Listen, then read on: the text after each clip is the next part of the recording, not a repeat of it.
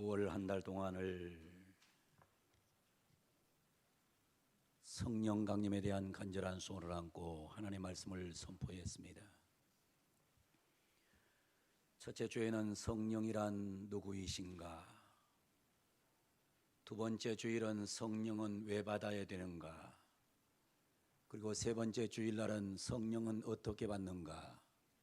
라는 말씀을 드렸고, 오늘은 성령을 받으면 어떻게 되는가? 여기에 대해서 말씀을 드릴 때에 성령 받고 여러분 속에 아름다운 역사가 일어나는 복된 시간 되기를 주의 이름으로 축원합니다. 하버드 대학교의 경영학 교수인 로자베스 켄터라고 하는 세계적인 석학이 쓴 책이 있습니다. 이 로자베스 모스 켄터라는 분은 아주 유명한 경영학의 대가입니다. 이분이 쓴 책의 이름이 월드 클래스라고 하는 책을 썼습니다. 그리고 부제가 붙어 있습니다. 세계 인류만이 살아남는다라는 부제가 붙어 있어요.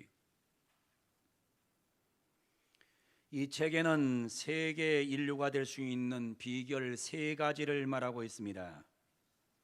그 세 가지를 소위 3C라고 하는 단어로 표현을 합니다. 1C, 컨셉이라는 단어가 나옵니다. 컨셉. 이 세계 인류가 되려고 하면은 컨셉이 없는 사람은 세계 인류가 될 수 없다는 거예요. 이거를 다른 쉬운 말로 하면 혁신적인 아이디어와 혁신적인 기술이 있어야 세계 인류가 될 수 있다는 것입니다. 굉장히 중요한 개념 정리라고 보여집니다. 컨셉이 있어야 된다는 거예요. 그 다음 두 번째로는 컴퍼던스, 능력이 있어야 된다는 겁니다. 사람이 아이디어만 가지고서 큰일 할 수 없는 것이고, 좋은 아이디어를 발휘할 수 있는 강력한 컨퍼던스, 능력이 있어야 된다는 거예요. 능력이 없는 사람을 통해서는 초인류 세상이 만들어질 수 없다고 말하는 것입니다. 마지막으로 3C, 커넥션을 얘기하고 있습니다. 사람이 굉장히 아이디어가 좋아요, 능력이 좋아요. 그런데 나를 도와주는 파트너가 없으면 그 역사는 이룰 수 없다는 것입니다. 반드시 나를 잘 도와주는 파트너가 있을 때에 소위 커넥션이 있어야 초인류 세상을 만들 수 있다고 이 학자는 말하고 있는 거예요. 그런 차원에서 이거는 신앙생활도 마찬가지요, 기독교 크리스찬 생활도 마찬가지예요. 우리 예수 믿는 사람이 소위 개념 정리가 안 되면, 컨셉이 안 되면 정말 멋진 신앙생활을 하기는 어려운 것입니다. 우리 예수님은 마태복음 11장 7절로 9절에서 이런 말씀을 하셨어요. 그들이 떠남에 예수께서 무리에게 요한에 대하여 말씀하시되, 너희가 무엇을 보려고 광야에 나갔더냐? 바람에 흔들리는 갈대냐? 그러면 너희가 무엇을 보고 나갔더냐? 부드러운 옷 입은 사람이냐? 부드러운 옷을 입은 사람은 왕궁에 있느니라. 그러면 너희가 어찌하여 나갔더냐? 선지자를 보기 위하여 보함이었더냐? 옳다, 내가 너희에게 이르노니 선지자보다 더 나은 자가 여기 있다고 예수님은 자신을 가르쳐 말씀하고 계십니다. 신앙생활을 잘하려면 이 소위 컨셉, 개념 정리가 잘 돼야 돼요. 여러분은 무엇을 보려고 교회 다니십니까? 여러분 무엇을 보기 위해 오늘 교회에 오셨습니까? 교회 건물이 궁금해서 오셨습니까? 아니면 교회에 할 일이 있어서 오셨습니까? 아니면 사람 좀 만나러 오셨습니까? 아니시잖아요. 아니잖아요. 남편을 일찍 잃고 홀로 신앙생활하고 있는 아름다운 여인이 있습니다. 굉장히 어려움 속에서 딸 하나를 잘 키웠어요. 딸이 대학의 교수가 됐어요. 어머니의 희생과 사랑을 알고 있는 딸이 어머니에게 찾아와서 어머니, 엄마가 원하는 게 있으면 내가 다 들어줄게. 엄마가 원하는 것 소원 얘기해봐. 엄마가 말합니다. 딸아, 나는 다른 소원이 하나도 없어. 너가 열심히 신앙생활 잘하면서 교회 다니는 게 엄마의 소원이야. 엄마 소원은 너가 예수 잘 믿는 거야. 그랬더니 딸이 하는 말이 겁니다. 엄마, 이번 주일날부터 교회 나갈게. 그리고 엄마를 따라서 교회 갔습니다. 근데 교회 간 날 첫날 교회 안에서 별로 좋지 못한 광경을 많이 보았어요. 서로 험담하는 여자들, 이 사람 험담하고 저 사람 험담하는 여자들을 봤어요.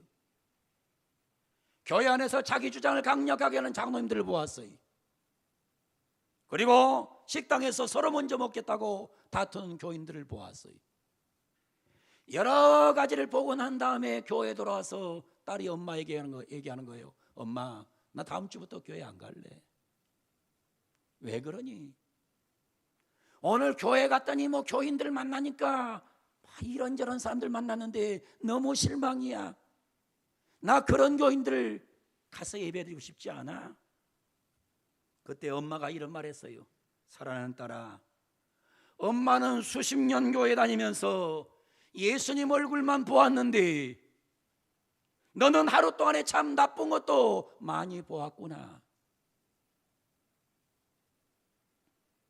여러분, 교회가 천사들이 모인 공간이 아니에요. 여러분, 교회가 굉장히 대단한 인물들이 모이는 공간이 아닙니다. 우리가 반드시 컨셉이 바로 정립되어야 됩니다. 여러분들이 교회에 오셔서 예수님만 보기를 바랍니다. 예수님만 보기를 원하면 아멘. 사람 바라보고 이리 흔들리고 저리 흔들리고 사람 바라보고 웃고 울고, 그건 신앙생활이 잘못된 거예요. 오늘 아까 얘기했던 어머니, 엄마는 수십 년 다니면서 예수님만 보았는데 너는 하루 만에 너무나 많이 보았구나. 우리 모두 거룩한 예배를 통해서 예수님 만나는 감격의 예배가 되기를 바랍니다. 성령 받기를 바랍니다. 오늘 여러분들은 뭐하러 오셨습니까? 예수님을 보시려고, 예수님을 만나려고, 성령 받으려고 오셨을 줄로 믿습니다. 성령 받기를 바랍니다. 우리가 두 번째로 보여주는 것이 있습니다. 성령 받으면 첫 번째 뭐가 주어지느냐? 능력이 주어집니다. 컴펀턴스, 소위 능력이 주어져요. 성령 받아야 능력이 있는 것입니다. 오늘 성경 본문에 예수님 말씀하시잖아요. 볼지어다 내가 내 아버지께서 약속하신 것을 너희에게 보내리니 너희가 위로부터 능력으로 입혀질 때까지, 능력으로 입혀질 때까지 이 성에 머물라 하시니라. 성령 받으면 내게 능력이 생겨요. 사랑하는 성도 여러분, 성령 받으셔서 능력 없는 교인 되지 말고 능력 있는 교인 되기를 주의 이름으로 축원합니다. 능력이 있으셔야 돼요. 성령 받으면 능력이 많은데, 능력이란 단어를 헬라어로 dynamis랍니다. dynamis란 말은 다이나마이트, 폭탄의 원어입니다. 이 단어는 헬라어 성경에 무려 120번이나 사용되고 있습니다. 120번이나 나와요. 폭탄 중에 가장 힘 있는 폭탄이 있습니다. 그것을 핵무기라고 합니다. 핵무기는 어마어마한 힘이 있는 것입니다. 그러나 핵무기보다 더 강한 폭탄이 있는데 그 폭탄이 바로 성령입니다. 여러분, 성령 받기를 바랍니다. 세상의 어떤 폭탄도 세상을 구원하지 못하지만 성령이란 폭탄은 여러분의 삶을 변화시킬 수 있는 가장 능력이 있음을 믿으시기를 바랍니다. 사랑하는 우리 성도 여러분, 사람에게 능력이라는 게 얼마나 중요합니까? 사람을 보면서 저 사람 능력이 있다 그러면 얼마나 존경스럽습니까? 저 사람은 능력이 없다 얼마나 비참해집니까? 이 세상 살면서 능력이 있다는 것처럼 좋은 게 없는 거예요. 여러분, 사람에게 능력이라는 게 있어요. 여러분 옛날에 우리가 알잖아요. 마패 힘을 하잖아요. 마패. 암행어사가 들고 다니는 마패. 딱 마패만 내밀면 문제가 다 해결되잖아요. 이 엄청난 힘이 있는 거예요. 여러분 자격증이 힘이 있지요. 어느 곳에 가나 자격증 있는 사람은 힘이 있는 거예요. 이 시대에도 자격증 있는 사람은 힘이 있어요. 어떤 사람은 면허증이 있어야 힘이 있을 거 아닙니까? 아무리 좋은 차가 있으면 뭐예요? 면허증 없으면 운전 못하는 거예요. 오늘 이 시간 여러분에게 이런 놀라운 능력보다 더 좋은 능력, 성령의 힘이 공급되기를 바랍니다. 성령 받기를 바랍니다. 성령의 능력이 임하기를 바랍니다. 지난 6월 25일은 6.25 전쟁 70주년을 기념하는 날이었습니다. 북한은 남북 공동연락사무소를 폭파하면서 남한을 위협하고 있는 아주 악질적인 집단으로 변모됐습니다. 원래가 그런 사람들이었는데 또 그 못된 버릇을 또 시작했어요. 그러나 우리나라 문재인 대통령은 6월 25일 6.25 전쟁 70주년 기념연설에서 이렇게 연설하셨어요. 남북 간 체제전쟁은 이미 오래전에 끝났다. 우리의 체제를 북한에 강요할 생각도 없다. 우리의 GDP는 북한의 50배가 넘고 무역액은 북한의 400배를 넘는다. 무슨 얘기예요? 한국은 능력이 있다. 대한민국 능력이 있다. GDP가 뭡니까? GDP는 그 나라에서 생산하는 생산량을 말하는 거예요. 우리나라가 북한보다 50배 더 잘 살아요. 세계 무역액은 무려 400배가 돼요. 사실은 그냥 소위 북한이 까불어가지고 우리에게 상처를 줄 것 때문에 걱정돼서 우리가 염려하는 거지, 전쟁하면 북한은 남한의 상대가 되지 않습니다. 무기나 모든 것을 봐도 상대가 되지 않아요.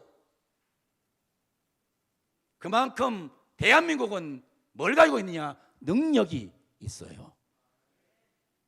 그리고 대통령이 얘기하는 거예요. 50배 더 잘 산다, 400배의 힘이 있다. 제발 좀 까불지 말고 평화의 제조로 나오라는 메시지가 들어있는 거예요.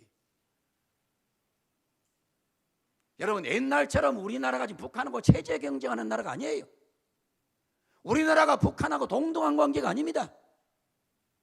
우리나라는 북한보다 50배 잘 사는 세계 나라에 유례없는 강국이에요. 그만큼 능력이 중요한 거예요. 능력이 있으니까 대통령도 큰 소리 치는 거예요.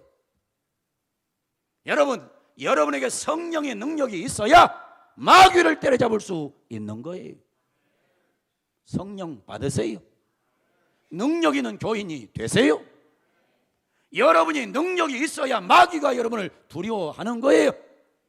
성령 받아야 마귀가 여러분을 떠나가는 거예요. 무능한 사람처럼 불쌍한 사람이 없는 거예요. 무능한 교인, 무능한 목회자, 불쌍한 거예요. 오늘 이 자리에 나와서 예배하는 사랑하는 성도 여러분, 영상으로 이 설교를 듣고 있는 모든 시청하는 여러분, 성령 받으세요. 성령의 능력의 사람이 되기를 바랍니다. 두 번째로 성령 받으면 기쁨이 충만해집니다. 위대한 작곡가로 추앙되는 베토벤은 본래 슬픔의 사람이었습니다. 루트비 반 베토벤, 그는 원래 슬픔의 사람이었어요. 그의 슬픔과 울음은 32살 쓴 유서에 잘 나타나 있어요. 베토벤이 32살 때에 죽으려고 유서를 썼어요. 유서 내용이 이러합니다. 나는 지난 6년 동안 나아진다라는 희망 속에서 살아왔다. 32살, 그러니까 그 전 6년 전에 뭐가 됐어요? 베토벤이 귀머거리가 돼버렸거든요. 여러분, 음악하는 사람이 귀머거리 되면 그거 끝난 거 아니에요? 끝났다고 말할 수밖에 없는 거예요. 나는 지난 6년 동안 나아진다는 희망 속에 살아왔다. 그러나 더 이상 희망은 없다. 절망이다. 나는 귀머거리다. 음악가인 나에게 있어서 더 예민해야 될 감각을 완전히 잃어버리다니. 이 불행을 어떻게 감당할 수 있으랴. 잠시 후면 나는 나의 삶을 마감하게 될 것이다. 아, 불운한 존재여. 나는 마지막 유언을 썼어요. 그러나 그 뒤에 다시 새로운 결심을 해요. 베토벤의 새로운 결심이 그 뒤에 나오는 모습을 봅니다. 목숨을 끊지 않고 이렇게 기도해요. 오 하나님이여, 나에게 마지막으로 순수한 기쁨의 날을 허락하소서. 하나님, 나 마지막으로 좀 웃을 수 있는 날을 허락해 주십시오. 너무도 오랫동안 진정한 기쁨이 나의 마음속에서 우러나오지 못했습니다. 내 마음속에 진정한 웃음이 없어져 버렸습니다. 진정한 웃음을 내게 좀 주십시오. 나에게 성령의 기쁨을 부어 주소서. 여러분, 어떤 일이 벌어지는 줄 아십니까? 베토벤이 하나님을 의지함으로 다시 힘을 낼 수 있었고, 그 유서를 쓴 후에 24년 후에 그는 비엔나의 카른터 극장에 설 수 있는 영광을 얻게 되었습니다. 여기서 불후의 명작 합창이 포함된 제9번 교향곡을 연주하기에 이릅니다. 극장은 온통 환호의 도가니였습니다. 어마어마한 환호의 도가니가 바로 이 사건이 있는 후에 24년 후에 일어나게 됩니다. 그의 9번 교향곡은 인생을 기쁨의 눈으로 보지 않은 사람은 결코 작곡할 수 없는 곡이었습니다. 베토벤에게 있어서의 삶은 더 이상 암울함이 아니라 기쁨이었고, 그는 환경이 바뀐 게 아닙니다. 그의 귀는 여전히 기능을 상실한 상태였습니다. 다만 삶을 보는 눈이 바뀌었고, 그는 성령의 사람이 된 것입니다. 여러분, 우리가 성령의 사람이 되면 환경을 탓하지 않아요. 형편을 탓하지 않아요. 내 안에 충만한 기쁨이 역사하게 되어 있어요. 오늘 설교 듣다가 여러분의 심령이 변하기를 바랍니다. 슬픔이 기쁨으로 변하기를 바랍니다. 탄식이 찬양으로 변하기를 바랍니다. 여러분 속에 기적이 일어나기를 바랍니다. 할렐루야. 여러분, 금방 불렀던 찬송 64장을 한번 보세요. 기뻐하며 경배하세요. 거기 64라고 하는 밑에를 보게 되면 누가 나오냐면 작곡가가 나와요.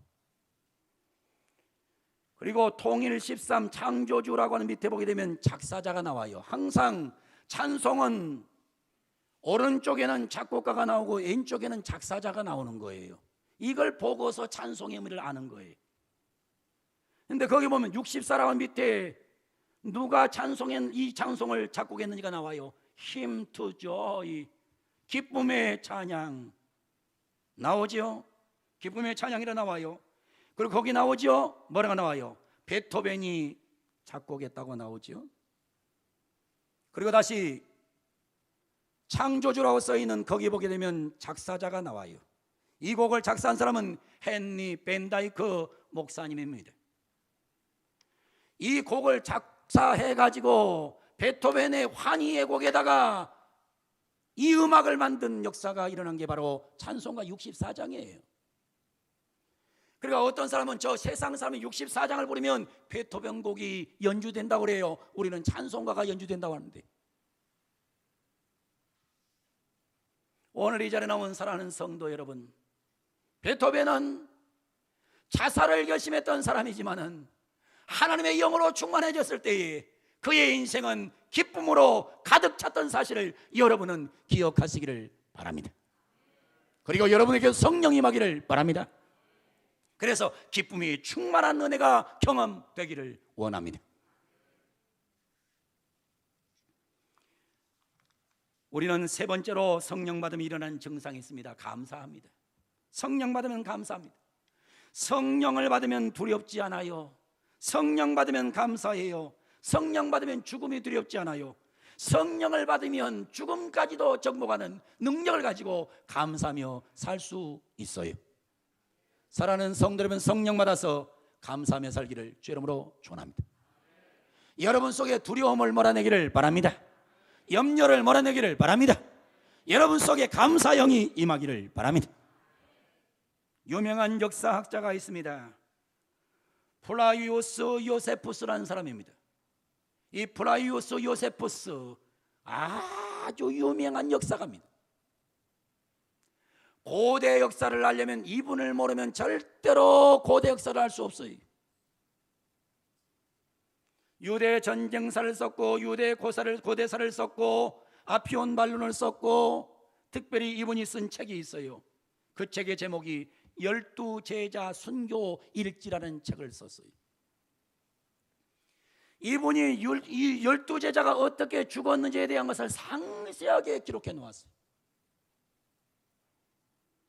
그것을 다 전부 다 얘기할 수는 없고 간단하게 제가 정리해서 말씀을 드릴 터인데, 여러분 예수님의 12제자는 성령 받기 전 두려움과 공포 속에 살았던 사람들이에요. 그런데 성령 받고 나서는 죽음도 정복해버린 능력 있는 사람이 되었던 거예요. 이들은 항상 감사하면서 사명 감당했어요. 여러분에게도 오늘 시간 성령이 임하기를 바랍니다. 먼저 첫 번째 제자 베드로 보세요. 베드로가 어떻게 죽었습니까? 로마에 가서 전도하다가 박해를 견디지 못해서 다시 유대 땅으로 돌아옵니다. 돌아오던 중에 길가에서 주님을 만났어요. 부활하신 주님을 만났어요. 부활하신 주님이 로마로 들어가요. 로마로 들어가니까 베드로가 물었어요. 코바디스 도미네, 주여 어디로 가십니까? 나는 내가 버리고 나온 로마 도성으로 간다. 내가 로마에 가서 다시 죽어야 되겠다. 그때 베드로는 다시 로마로 들어가서 로마에서 십자가에 거꾸로 못 박혀 순교했던 인물이 바로 베드로입니다. 감사함으로 죽었어요. 성령 받고 나니까 죽음이 두렵지 않아. 여러분, 감사함으로 살았던 사람이 바로 베드로예요. 두 번째 인물이 안드레입니다. 여러분, 안드레는 누굽니까? 형제 베드로를 주님에게 인도했던 분입니다. 헬라에 가서 전도하다가 아가야 성에서 십자가에 줄로 매달려 순교했어요. 안드레가 달린 십자가는 X형입니다. 그래서 십자가 X형은 안드레 십자가라 그래요. 세 번째 인물은 야고보입니다. 베드로와 요한과 함께 예수님의 3대 제자 중에 한 명이지요. 예수님의 승천 후에 예루살렘 교회의 지도자가 되지요. 헤롯 아그리파 왕에 의해서 칼에 목 잘려 순교합니다. 죽으면서도 전혀 떳떳했어요. 감사했어요. 성령의 사람이었기 때문에. 네 번째 인물이 바로 요한입니다. 사도 요한. 주님이 십자가상에서 부탁하신 대로 어머니 마리아를 끝까지 모셨던 사람이지요. 유대 국내에서 전도하다가 예루살렘이 주 70년 로마에서 멸망된 후에 에베소에서 전도를 합니다. 그곳에서 온갖 박해와 고문 끝에 기름가마에 집어던져져요. 근데 기름가마에 집어던져서 거기서 튀겨 죽어야 되는데 하나님이 기적적으로 튀어나오게 만들어요. 그들을 박해하던 무리가 너무나 놀라서 그를 밤모섬으로 귀양 보내지요. 그것에서 홀로 인생을 살면서 거기서 묵시를 받아 기록한 책이 바로 요한계시록입니다. 자연사로 죽은 사람으로 나와 있습니다. 그 다음 인물이 나옵니다. 바로 빌립입니다. 소아시아 부르기아에 가서 전도하다가 기둥에 매달려 찢겨져 순교한 사람입니다. 바돌롬에 나옵니다. 나다나엘이라 부르지요. 알메니아에 가서 전도하다가 잡혔습니다. 그는 수없는 매질을 당한 다음에 십자가에 역시 거꾸로 매달려 순교의 제물이 됩니다. 도마가 나옵니다. 인도에 가서 전도하던 중에 현장에서 군인들이 던진 창에 맞아서 순교했습니다. 마태 나옵니다. 이디오피아에 가서 전도하다가 잡혔습니다. 잡혀 질질 끌려가면서도 계속 전도했습니다. 결국 그들의 칼날에 목이 베어져 순교했습니다. 그 다음 인물 나옵니다. 알페오의 아들 야고보 나옵니다. 군중들은 시체 나다면 그를 성전 꼭대기로 들어가서 밀어떨어서 죽였습니다. 시몬 나옵니다. 셀롯 시몬. 에디오피아에 가서 전도하다 잡힙니다. 잡혀 질질 끌려가면서 계속 전도합니다. 결국 그들의 칸나라에 목이 베어서 숨집니다. 그 다음 인물 다데오, 알페오의 아들 야고보의 형제 나옵니다. 파사에서 전도하던 중 활에 맞아서 순교합니다.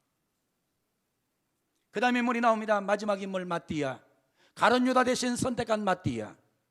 에디오피아에 가서 전도하다가 군중들이 수없이 던진 돌에 맞아 순교하면서 그러면서도 복음을 외쳤던 사람입니다. 여러분 다 보세요. 이들은 성령 받기 전에 이들은 전부 두려움과 걱정과 염려 속에 살았던 사람이에요. 그러나 성령 받은 후에 복음 때문에 감사했고 예수 때문에 행복했고 죽는 것이 좋아서 순교의 제물이 된 사람들이에요. 성령 받으면 이렇게 감사하며 살 수 있습니다. 오늘 이 자리에 와서 예배드리는 사랑하는 성도 여러분, 여러분 성령 받으셔서 능력 있는 교인이 되기를 바랍니다. 성령 받으셔서 기쁨으로 살기를 바랍니다. 성령 받으셔서 감사하면서 살아가기를 바랍니다. 그러면서 여러분에게 특별히 마지막 말씀을 선포하려고 합니다. 첫째, 여러분에게 컨셉이 있어야 돼요. 예수님만 바라보셔야 돼요. 두 번째, 여러분들에게 컨퍼던스, 확신, 성령의 사람이 되셔야 돼요. 세 번째, 성령 받은 사람이 소위 커넥션, 함께 아름다운 교회, 인류교회를 만들어 가야 돼요. 여러분 주안의 교회를 여러분 이 땅에서 인류교회로 만드는데 앞장서기를 바랍니다. 대한민국 교회가 인류교회가 되기를 원합니다. 오늘 이 전화와 예배하는 성도들에게 강력한 성령이 능력으로 임하기를 바랍니다. 기쁨이 충만하기를 바랍니다. 감사로 넘쳐나기를 바랍니다. 그래서 여러분의 사는 삶이 아름다워지는 축복의 복된 남은 6개월의 삶이 되기를 예수님 여러분 간절히 축원을 드립니다. 기도하겠습니다.